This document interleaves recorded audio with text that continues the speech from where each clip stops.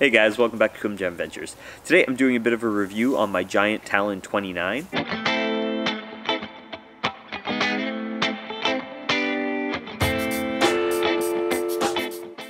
I posted a video last fall right after I got it of me taking it for my first trail ride, and seems to be that a lot of people are watching that video right now just with spring coming up. Everyone's itching to get out of their house given the circumstances, and people are looking for a new bike. Now this bike is the 2020 version. So what I want to go over today is the specs of the bike, why I bought it, what mods I've made, which mods I tend to make or upgrades I plan on making in the future, and whether or not this would be a good bike for you. So obviously it is a hardtail cross-country bike. So going over some of the specs, it is available in 4 different sizes: small, medium, large, and XL. The configuration I got it in, it does come with the Suntour Radeon 29 air spring fork with 100 millimeters of travel. So nothing too crazy there, sort of your entry-level fork. Just getting into the nitty-gritty stuff, it's got the Giant, the handlebar stem, seat post, and saddle are all Giants. Handlebars is 780 by 32.8, stem is 7 degrees, and seat post is 30.9. Pedals, well, pedals are a little bit of a different thing, but they're pretty basic when you get it right from the factory, but I'll talk about that in a little bit. Shifters, they come with the SRAM SX Eagle. This doesn't have front gears, it's just a single front gear. Rear derailleur is an SRAM SX Eagle. Brakes are a Tecro M275 hydraulic disc with a 108mm front rotor and a 160mm rear rotor. Brake levelers are also Tecro HDC M275. The cassette is an SRAM SX Eagle 11 by 50 12-speed. Chain is an SRAM SX Eagle. Crankset is an SRAM SX Eagle with a power spline 30-tooth. So getting into a bit more of the drivetrain, wheels, bottom bracket is an SRAM. Rims are Giant's 29-inch double-walled. Hubs are Giant Sport Tracker. The spokes are just stainless 14 gram, not really a brand on that. And tires are Maxxis Icon 29 by 2.2 wire bead, so they are not the tubeless tires. So the reason I got this bike is I was looking to upgrade my mountain bike that I had before, which was sort of a custom build that I did, but it was on a super budget. It was a KHS frame that I bought off Kijiji and just sort of built it up with some old parts from my old bike and bought some new entry-level parts. So I needed an upgrade. Some of those parts were almost 20 years old at this point. I've always been a hardtail fanboy, a lot of cross-country in my background, but I also like to dabble into single track.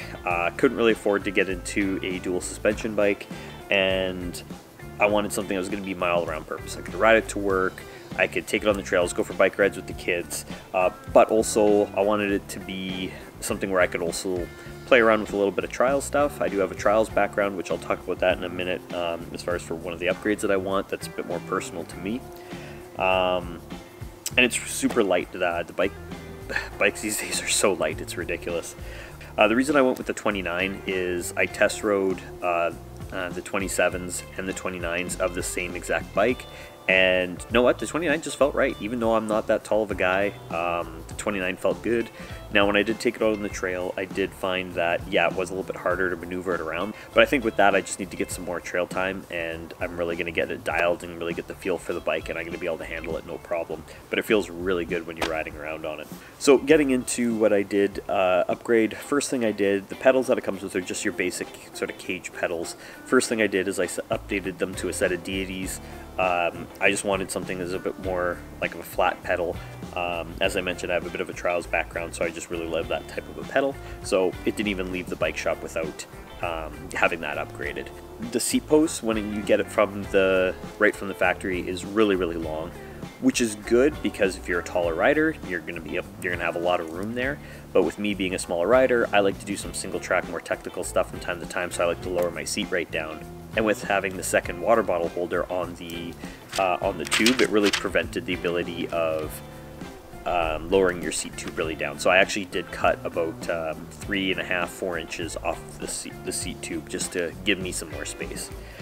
Because of that, I actually do want to get a dropper seat post at some point. Haven't really decided on what, but that's something I do really want just for my style of riding and how I want to enjoy the bike.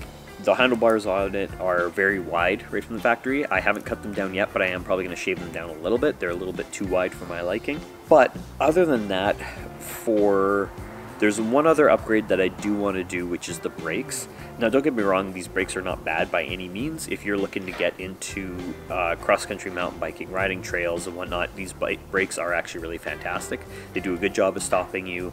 However, I've gotten accustomed to having one finger on the lever and being able to lock up my wheel at a moment's notice with one finger. And these brakes just don't have that amount of power. That being said, that's very specific to me. I want to be able to do pedal hops and stuff like that, and I rely heavily on my brakes for that. And most people are not buying this bike to do that kind of stuff, and I realize this is not what this bike is made for, but I like to play around a little bit from time to time with it as well. So I'm going to be upgrading to a more stronger, adjustable set of brakes and some larger rotors. But like I said, for people that are buying this bike for why they're buying it, they're going to be more than happy with the power that they're going to get from those brakes. The only thing that I find is a bit limiting on this bike is the 1x11 drivetrain. I decided to give it a try. I've always had 3x whatever drivetrains with the 3 rings up front. I reduced them on my previous bike and added a bash guard. This bike doesn't have the option of adding a bash guard unless you change your crankset. The one problem I found riding around in the trails, the 1x11, it's amazing. You will not have any problems going on any trail, up any hill. The downside is if you're commuting, you can really run out of gear. I have a few hills where I'm pedaling down and I have some opportunity to really get some speed going, and I find I just have to coast. I can't actually, I run out of gear and I'm just spinning the pedals and nothing's happening. So, but once again, so if you're buying a commuter bike, you might want to go with something with a bit of a different drivetrain. I know Giant has a few options there, but that is the one limiting factor, which is super minor for what I primarily bought this bike for. Other than that, I love the bike. It's super comfortable, super flexible. Like I said, I'm going to make those few modifications just to make it more me. But otherwise, it's a fantastic bike. If you want to check out my first trail ride, it's just some first-person chest mount view riding through some single-track trails. I'll put the link in the description down below. Otherwise, I hope you enjoyed this video. Like, subscribe, all that kind of stuff. If you want to see more biking stuff, let me know in the future, and I'll see you guys next time.